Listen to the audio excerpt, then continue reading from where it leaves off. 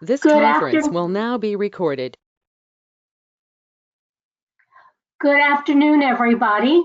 I'm very honored to be asked to provide the opening keynote talk of the American Society of Quality's International Quality Week, culminating on Thursday with International Quality Day. Congratulations to everybody. This is quite a busy week for you all. And Norval, when he asked me, provided me the theme, quality, a question of trust. So I wanted to really take a moment. I've been invited twice before, but we've been talking about other things and not so much about quality. So I thought I should get a firm definition before I started thinking about the presentation. So I went to my trusty dictionary, and there were two definitions. The first one defines quality as the standard of something as measured against other things of a similar kind. And that seemed reasonable. It can apply to all disciplines. And the second definition for quality is a distinctive attribute or characteristic possessed by someone. And I found that most intriguing because whether you're heading up a quality team or running the project or being called in to act as an audit or control for some project or process, it really comes back to the people. And when you're working with folks, the whole key behind that is building trust in order to get very productive teams. So what are those attributes and qualities that people who are leading quality and project teams, what are some of those traits? So I started asking myself some questions, and we'll be addressing these 5 questions over the next 45 minutes or so. What makes a successful team? And why is it so hard today? I've been working with project teams and different quality folks for a very long time. And it just seems a little bit harder today than it was, say, 20 years ago. So what makes a strong 21st century leader? What are some of the challenges that people face today? And what are some of the tools that you can reach in, whether they're tangible or intangible, to try to resolve some of those challenges? And as the theme of International Quality Week infers, trust is really important to this process. And so the foundation question is, how can I as a leader build trust among my colleagues? So the very first thing I kind of want to go back to is to talk about teams and working groups. And Brené Brown is one of my favorite go-to authors. She authored a book several years ago called Daring Greatly. And just this fall, she's published another book called Dare to Lead. And she looks at leadership and working with people as a function of vulnerability. It's really taking a look at what are your weaknesses, and really good leaders, really strong leaders, find other folks who do what you don't do well better than you do. And that's how bringing together the right people with different skill sets can make a really strong team. And so when you start to ask, well, what makes a strong team? Several people, and Brené Brown is one of them, when you're reading the literature, you'll come across functional versus dysfunctional teams. And the key concept here is bad things happen. No matter how well you plan, no matter how much research you've done, no matter how well you've trained people, something is going to go wrong. And, That's why they pay us the big bucks as managers to try to mitigate or minimize or make things better. So the key difference here and how Dr. Brown describes a functional team versus a dysfunctional team is when these bad things happen, functional teams come together. I've got my two hands with fingers interlocking now to work together to discover a solution. Now, one person may not have that answer. The key word there is to discover a solution together. Well, when you have a dysfunctional team or a working group of people who are not being very productive, who aren't working together as well as they could, very often when something bad happens, they split apart. They have to point fingers and they have to lay blame before they can even consider a solution. And so when we talk about what makes a good team versus what makes a working team is who is that leader? How do you get people to put aside their differences and work together? So as we're thinking about this one example, I was very young. I was still in my 20s, and I was put in charge because someone had become ill of a very large voice and data, PBX, the telephone system at a campus, at an urban campus. And it was very expensive, and this college, of course, did not have a lot of money to buy all the bells and whistles they wanted in their telephone system. So they offered to do some of the work themselves. And in doing some of the work themselves, they were able to get more bells and whistles. And they balanced out that affordability that way. Well, it turns out, I'm sure I'm not the only one where customers have provided or was responsible for providing that information.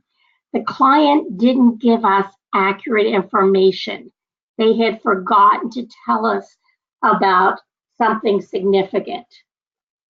I'm going to guess that's happened to a few of you. And there'd always been a rift between marketing people, not me, but marketing salespeople in general, and the technicians that installed all the equipment. And so the general stereotype was marketing was always blaming anything that went wrong on the techs. And the technicians were tired of taking the blame for something they didn't feel was their fault. Well, I knew the customer had made the mistake. I knew the technicians could fix it until my job in marketing was being the go-between between the client and the solution. I needed to order some more stuff. But in the meantime, I knew these guys could make things work till the stuff I had to order arrived. And they just would not agree that they could do what I thought they could do. And finally, I asked, do you need somebody to blame? And they said, yes. Well, I'm not going to go back and blame the client. Would any of you have gone to tell the client it was their fault? So I said, look, just blame me. I could use the severance. Now, it's a very different working environment. Jobs were a little more plentiful, and I was very young. But the technicians at that point stopped and they said, really, we can blame you? I said, absolutely. If it'll help, you can fix it. Just blame me so you can start fixing it. And I said, okay, you blew it. I said, fine. Well, in about 2 hours, they had a solution to the situation, and the client was none the wiser about that. We, addressed it later in a more, constructive, diplomatic manner. And at the end of the day, everything was resolved. Years later, we'd done several more projects together. They now called me Schwartzy because I gained their trust and I was one of them. And we ran into another difficult client, another difficult situation, and I would come into the equipment room and they'd go, Schwartzy, guess what you did today? I said, I don't know. Did you fix it? They said yes. I said, does the customer need to know about it?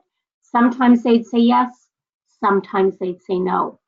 So the key is don't blame people, look for the solution. So that's one way of how functional teams look towards each other for their strengths, find those strengths and find those solutions. And that's what leaders need to do. Leaders are people who set the example, they set the tone. Well, setting examples and setting the tone in today's world is sometimes a little more difficult. One of the ways that it's more difficult is we're all being asked to do more with less. And we have this wonderful term called matrix teams. They're very complex. It sounds very exciting, but at the end of the day, the basic definition of a matrix team means that the person in charge of that team has a really difficult job. And what that matrix team means is that people who all work for different managers, who all have different functions within an organization, come together to work as an integrated group to make something happen. Well, very often the person in charge of that matrix team has all of the responsibility, but they don't have any authority. If Marge or Scott or Bill or Susanna is working on my matrix team, and their manager who does their annual review needs them, they're going to pull them off, and I'm going to lose that resource. And I can't blame them if my boss who fills out my performance review asks me to do something, that becomes my priority. So part of being matrix teams is not only do you have to manage your supervisor above you, anybody that reports directly below you, but you have to start to manage sideways and work with these other managers to convince them or negotiate use of their resources. And so when we start to talk about matrix teams, that's where we're starting to get a little more complicated than things were 20 and 30 years ago.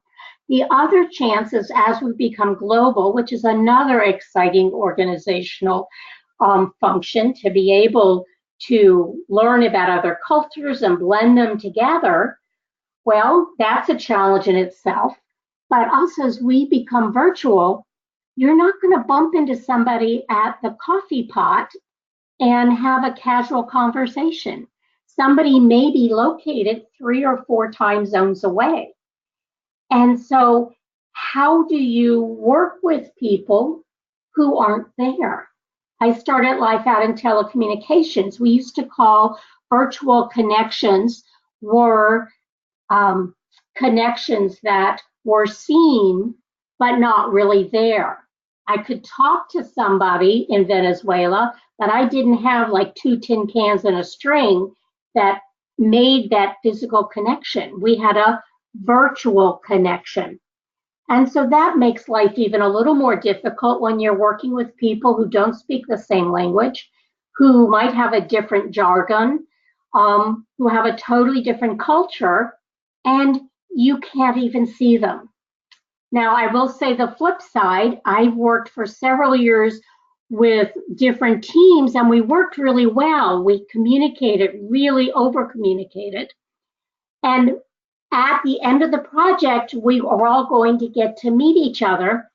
And we realized we didn't even know the color of our eyes.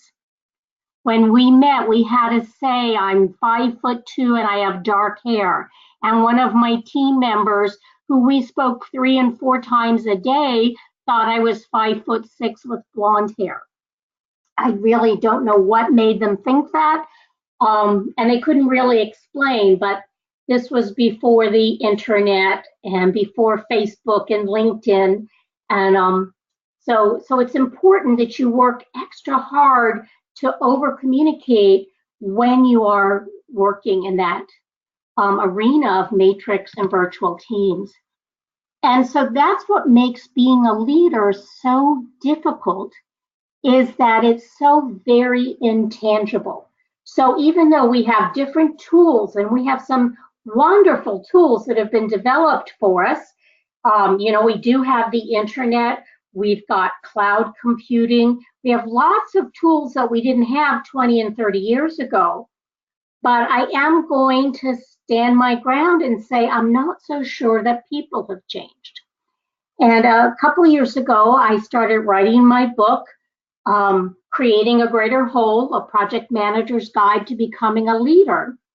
And one of the reasons I wrote it is I got into a conversation with somebody, and they said, when I asked them what they thought a leader meant, they said, well, I can't describe it, but I know it when I see it.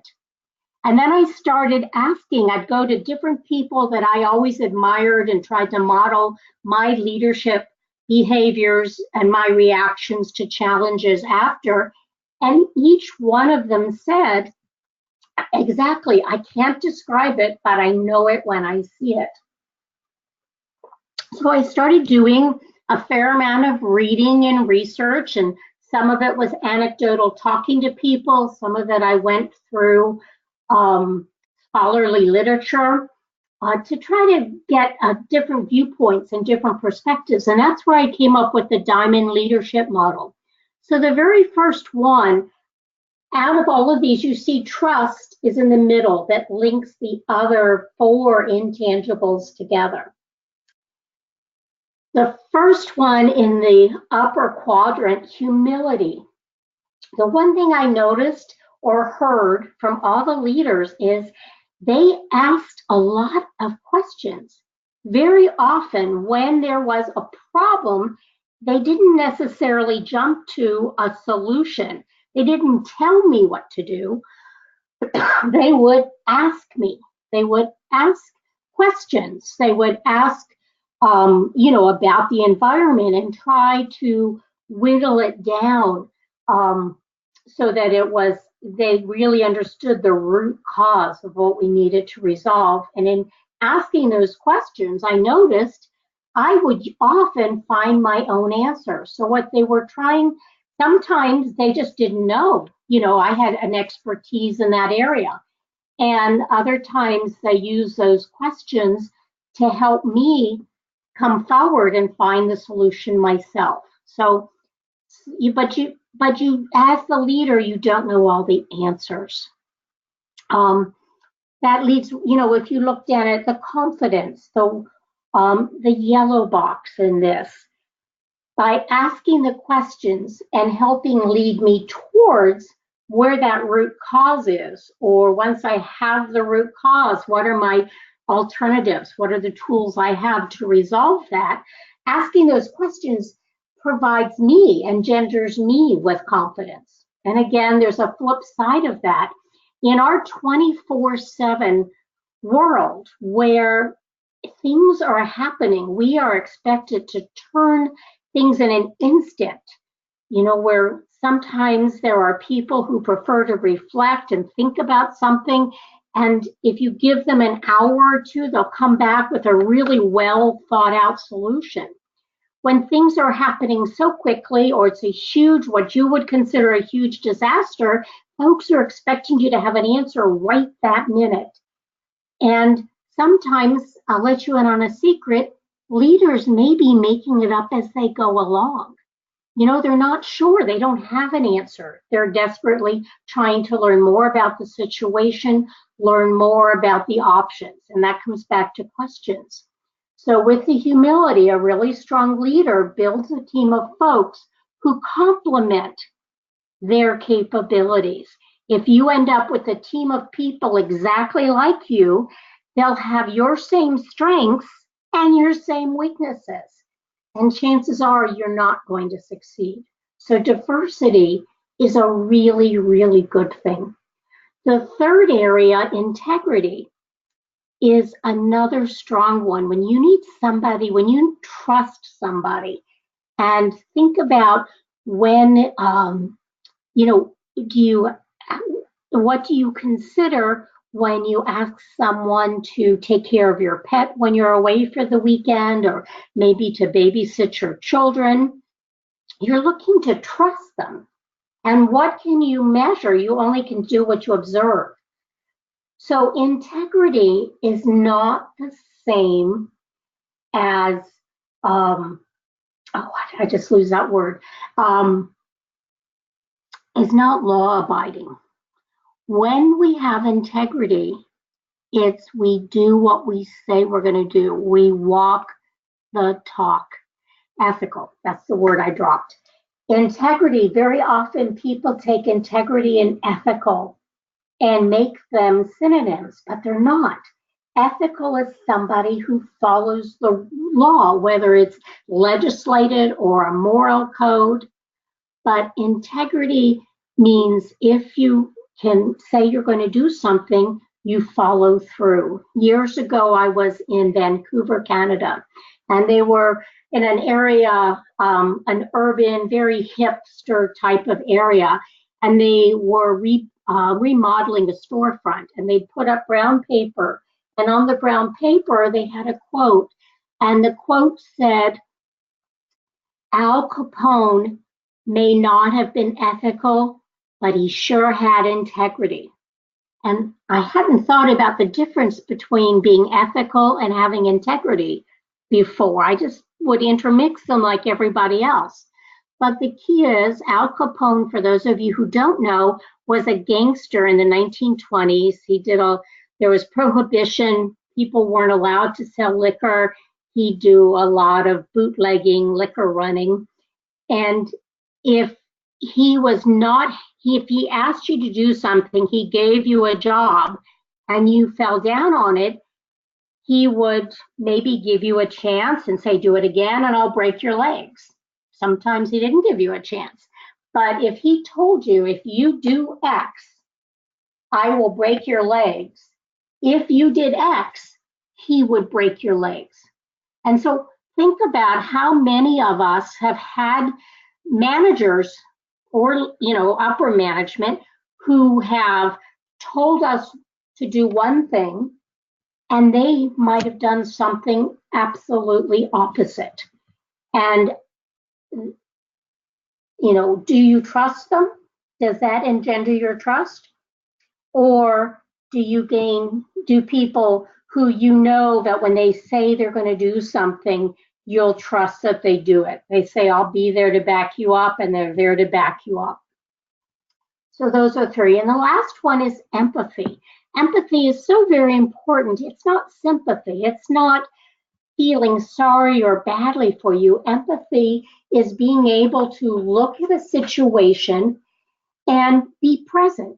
They listen. They really want to know what is going on, what's been done, and what is the current situation to help perform whatever activities need to be done in order to resolve the situation. So those are the kind of leaders that are present. They're listening, they care, they're trusting. They're not the leaders that come in and wave at you and go, great job, everybody, and then walk out the door.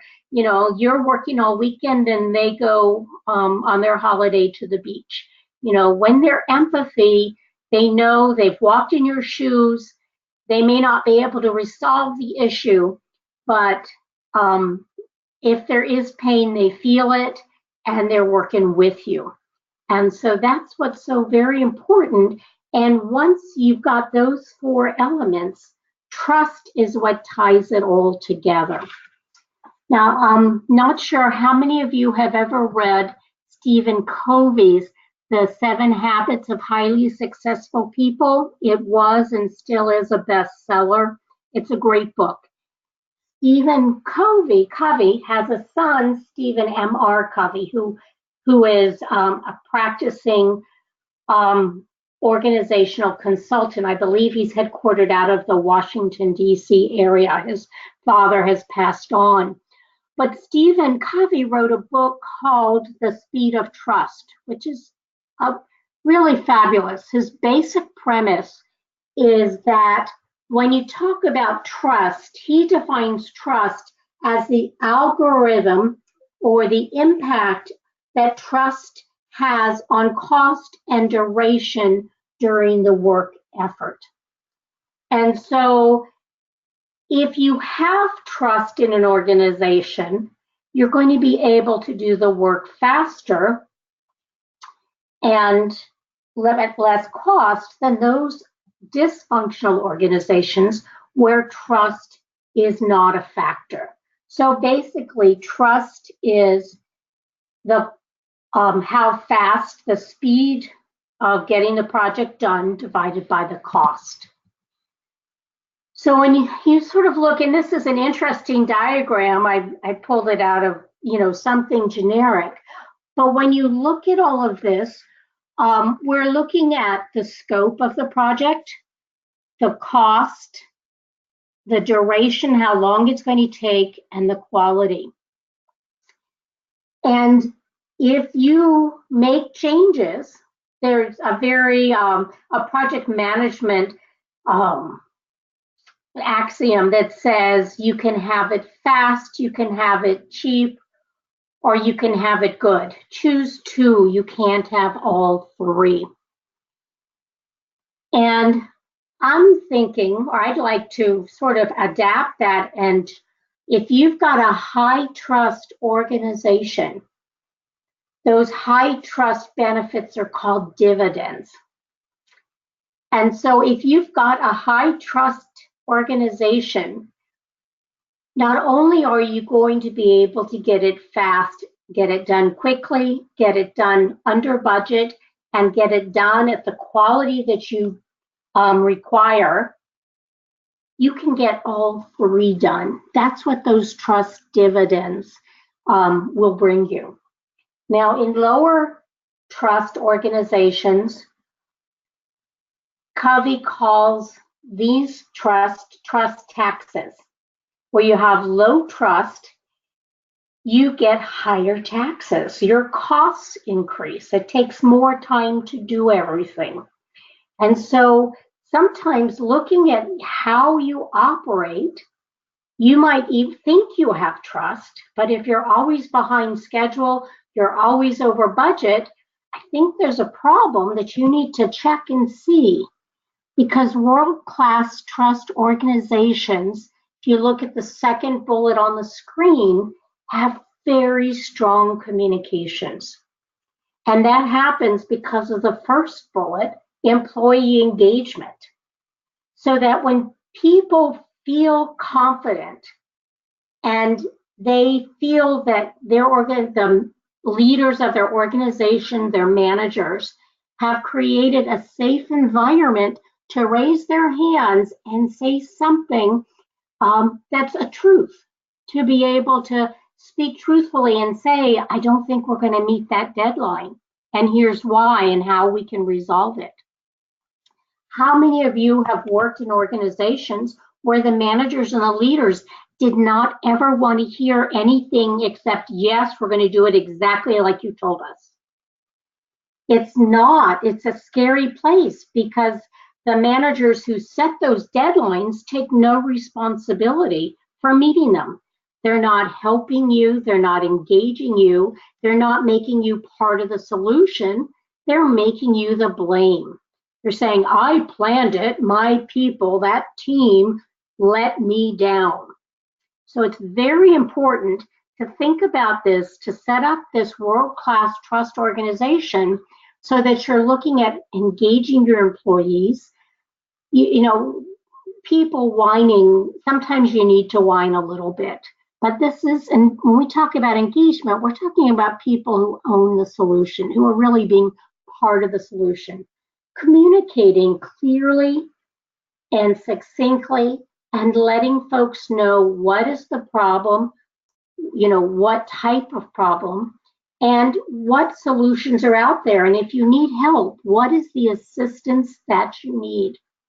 And as you start to engage people, you start to have strong communications, that's where your systems start to align, whether you're their organizational systems, different working teams, different working groups coming together, having a cup of coffee, where they talk about where the challenges are, how they might be able to work together better, what they might need as part of the handoff solution between those two teams. Or it might even be your technical systems, making sure that you've got the fields on the screen, between going from front office to back office, making sure that information is being keyed in correctly, or that reports are grabbing the correct information. And once you start to have people communicating, you have folks who are engaged and are owning this environment, the situation, the challenges, the solutions. That's where you've got some really wonderful collaborative innovation. I always get frustrated when I hear people say, but we've always done it that way. So when you do have the opportunity to do it better, why have we always been doing it that way?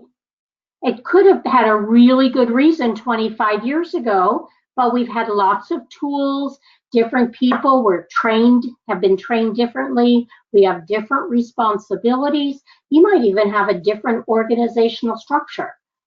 So take a minute, and not every new idea is a good idea. I'm not suggesting that, but take a look, and somebody ask a lot of questions, and somebody might ask the right question that shoots a light bulb out, that gives people ways of doing something new and differently. Let's see, let's move on to the next one. When we look at trust being complex, and it's not easy, just as we saw in the previous screen, when you want to engage these teams, you want to align the workforce, it can be very complicated, especially if you start to merge several organizations. So you might have some duplicate departments. You might have a matrix, all of a sudden, two departments that need to work together that formerly were different organizations, and they work together as external partners, and now they need to learn how to work together as internal divisions. It can be very complex. And so that's what you see in this pyramid solid with the bouncing balls, the different sized balls. Those are each of the different entities or divisions or work groups or whatever you want to call them along the way. But what is common is inside each of those little balls could be several more balls, depending on if we're looking at a huge organization. But let's start very simple. When we ask, a leader will come, a new team manager, and ask, how do I engender trust? I mean, it's not a stamp you put on a piece of paper. It's not a vitamin pill you take every morning. It is a process. And to start the process, you really need to look at yourself as a leader. And that's where we go to the second kind of pyramid solid here, that every one of these balls has three pieces inside of it. You have the leader, the working group, the working team that reports to that leader.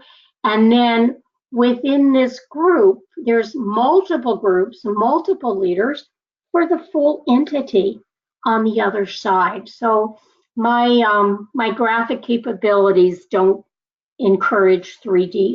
I wish I could, but I'm limited to 2D, not 3D here. But just imagine this very complex sphere rotating around. But let's look two-dimensional. I mentioned before, to take small bites to be that leader. And here are some basic questions. It's really a trust-building tool that you can take and use in a multiple set of situations, because everything starts with you, the leader. You are the only person whose behavior you can control. Even if people report to you, you cannot control their behavior. They have their own decisions, they have their own thought process, and it's great when they align all together.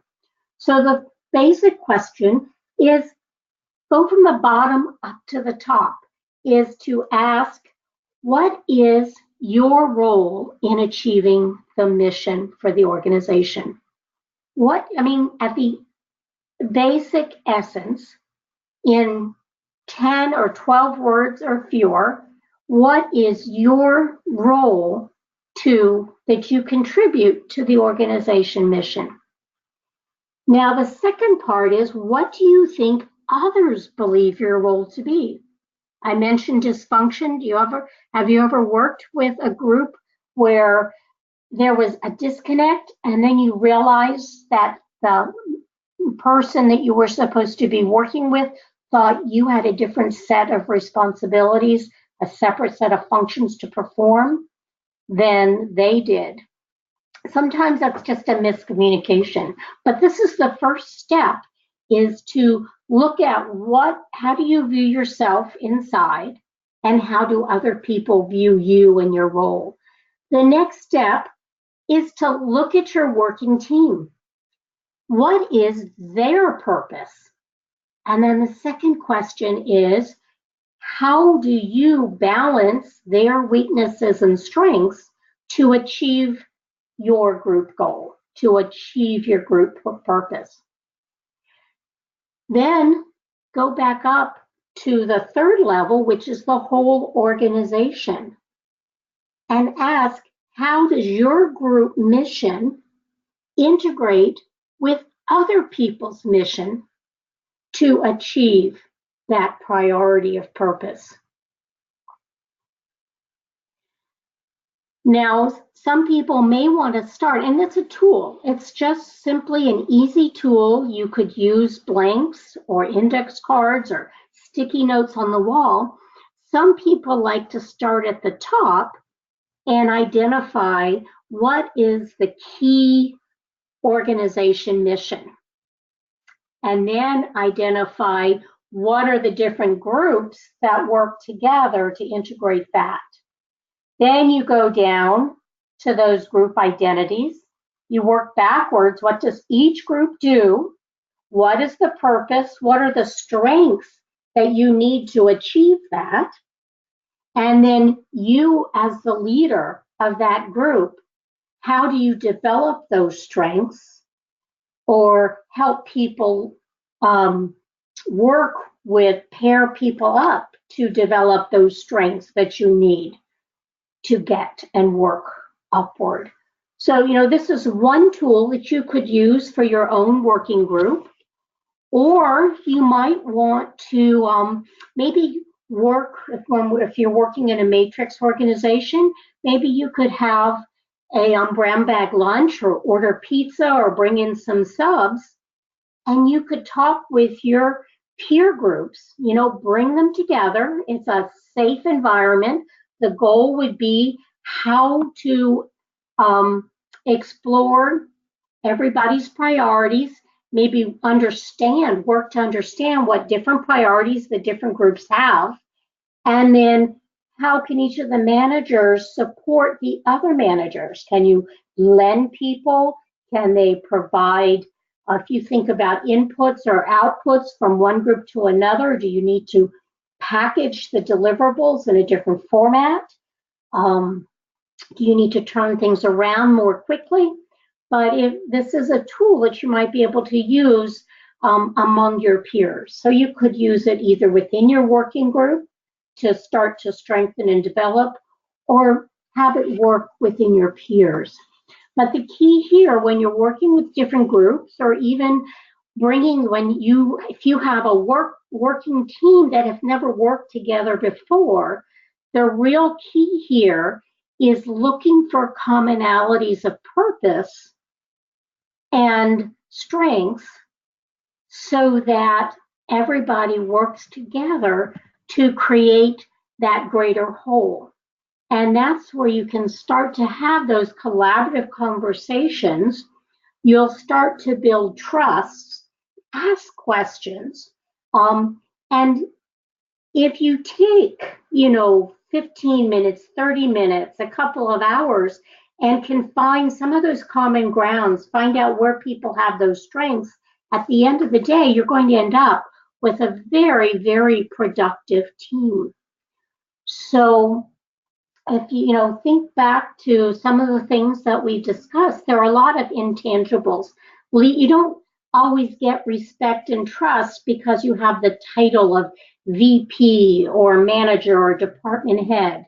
You need to build that trust through some of those intangible traits that we mentioned earlier: the humility, integrity, confidence, empathy, but it all ties together as you're working through that to develop that trust that can help you build very, very productive teams and achieve the success of your mission.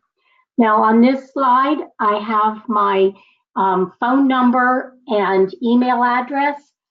You can never have too many friends. If you have questions about the presentation or would like to elaborate on some of the thoughts, I'm happy to chat with you.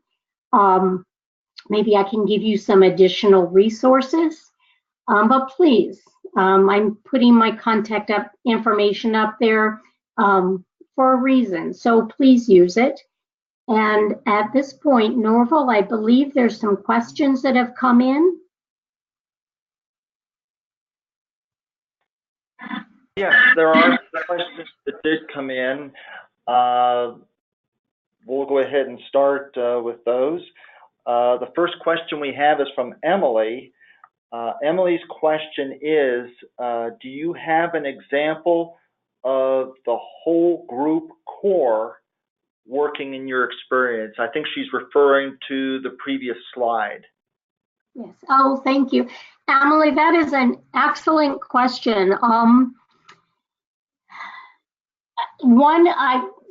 Many years ago, I worked with a global software development organization, and I was brought on board to consolidate the operations of 20 different training groups. They were comprised of 10 different countries, 5 different functional areas, and 5 different software products. And each organization had their own training department. Just think of all of the repetition. There were, 10 different curricula, everything. It was exponential in the costs. It was my job to work with these 10 organizations and develop a single consolidated training methodology. Everybody liked what they were doing. They saw no reason for me to be doing the job that I'd been assigned, and it was not easy at all. And so this is where I really recommend starting small in a bite-sized type of project. And I was very fortunate. I did start to speak with the different representatives from the different training departments. And there were 2 Dutch gentlemen who were really open. They wanted to know more about how we might be able to work together. And in our early conversations, I discovered that each had 2 toddler-age children, and I had school-age, elementary-age children at that point. And so I would start each of our conversations asking after their boys. And what we quickly established was that neither group of us wanted it wasn't a power struggle, that our real focus was to get home and hug our kids. And once we realized, or they realized, that I wasn't out for a power struggle, and they were able to open up and we worked together, we were able to do some good work. And then they would go back to several. We took one country at a time, and they we would get on a call and they would say, you need to speak with Susan. She has some good ideas. And that was all that they left it at. And we were able to, one division at a time. It took about 18 months, but we had gained agreement from 17 of the 18 divisions. We were working on the 18th when the company was sold. But one of our successes that also helped people talk to us is in our conversations, we discovered that there was a challenge within the organization. When you talk about matrix teams, one of the software development groups was going to miss their development deadline by 9 months, which was pretty horrible even for the late 90s. And I gained the trust of the manager. We'd been talking for a while, and I was trying to dig to find out why they were going to be late, because my group was supposed to write the training and I needed to schedule those folks. And he finally got frustrated and told me the truth. And the truth was they didn't have any testers. And the second part of the problem is his team, the people who wrote the code, were supposed to write the alpha training that my folks would take to create the beta training. And somewhere in the company policy, it said that all training would be written in English, but the developers were all Dutch and none of their English was strong enough to write. So at the end, I had 2 trainers who knew that software package very, very well, which gave them the level of capability to test. And as they were testing and learning the product, we were able to combine the alpha and beta. They would write the training for him. I did not have travel money. He had travel money. So we combined our budgets, we combined our resources, and at the end of the day, we were 1 week behind schedule, not 9 months. And 1 week was pretty much on time in those days. So that is a time where, going back to the core, looking at what my role was, what my team's role was, what the organization mission was, and using those as foundations for what could be a difficult, complex conversation, we were able to very quickly, Jim, who was the software development manager, get on the same page and come up with a very quick solution. And it happened because we trusted each other. But, we did have our individual trust, we had our group strengths and needs, and we had the total organization need that we each worked for. I hope that's helpful. Okay, moving right along here, the next question we have is from Jan. Jan's question is, how can intergenerational teams work together better? Oh, Jan, that is a good question. That's a hard question for me because I don't like to pit generations against each other. I've had some really positive impact working with millennials, and when I was younger, working with people who were closer to retirement. What I recommend is when you're working intergenerationally, to try to focus on a commonality. Similar to me finding out that my Dutch colleagues had some small children who they love to chat about briefly. Maybe you might find some music that you enjoy together. There might be a television show. Maybe you both like watching The Walking Dead. Maybe you like going to comedy clubs. Trying to find, you might like country music, or maybe you like karaoke. There must be something. Do you all like the same sports team? Or are you all hockey fans?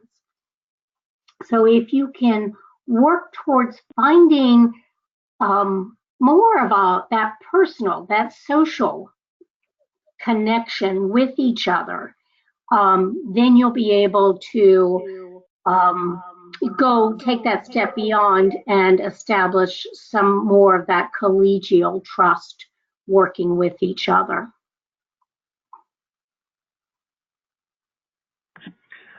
Okay, we're going to move on here to, looks like we've got time for one more question. This one is from Ravi. I hope I'm pronouncing that name correctly.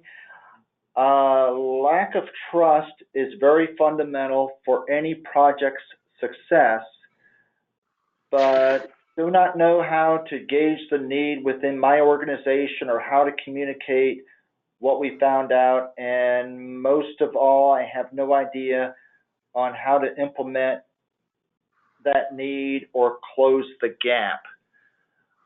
Any advice you could offer, Ravi, Susan? Whew, wow. Ravi, that is a multi-level, very complex question. I've got a brief answer. I know we're running out of time, but I do encourage you to reach out with an email or call me and we can speak. I'd love to ask some questions and learn more about your situation. But for the purpose of this general conversation, I would say start with your own working team, your own work group. That is the area where you can control or what's going on. If you can choose one small project, maybe involve a few stakeholders that might be from another work group or one or two levels above you. And if you can identify what the challenge is, what is the unique or the innovative process you want to try to implement, and if you can do it with very minimal budget, many times you don't need to spend a lot of money to make a difference. It might be getting people to view things from a different perspective, or maybe reorganizing or reordering the sequence of a series of tasks, or perhaps organizing the data into a different type of report. But if you can start small, there's an adage out there that you can't eat an elephant in a single bite. Take small bites, take a process, and that also, if it doesn't work, not too many people have seen you. So you can use the learning process to perfect it and to polish the outcome. And then when you're ready, and you can promote your success, and people love to be part of a successful team. And so if you can start small, achieve success, other people will probably do the promotion for you once they find out, because they're going to want to know how they can do the same thing. Again, Ravi, I hope that's helpful. I know we're running out of time, but please contact me. I'd love to be able to speak a little more specifically to some of your challenge. Are there any other questions, Norval, or did I miss something you wanted me to cover? Looks like that's probably it as far as questions are concerned. We are getting close to the top of the hour, so I think we're going to go ahead and call it for today. I'd like to thank Susan once again for being our opening keynote speaker for World Quality Week 2018. Thank you, Susan. Well, thank you. It's my pleasure. I always enjoy working with the Blue Ridge section. You guys are terrific. I really admire what you do. Thank you. I'd like to also thank all of you for joining us today. Keep in mind that today was just the opening keynote. We do have 3 more webinars coming up this week. The one tomorrow, Tuesday, is a question of trust using quality tools for mitigating risk with Teresa Whitaker. On Wednesday, November 7th, what does trust have to do with quality with Susan Shaw? And then finally, the closing keynote on Thursday, which is World Quality Day 2018, it'll be the Trust Imperative with Stephen Hacker. So we're hope that many of you can join us for the ones that we do still have coming up this week. Look forward to possibly seeing many of you online again tomorrow. Until tomorrow, would like to wish everybody a great rest of the day, and we'll hopefully see you soon. Thanks again. Bye now.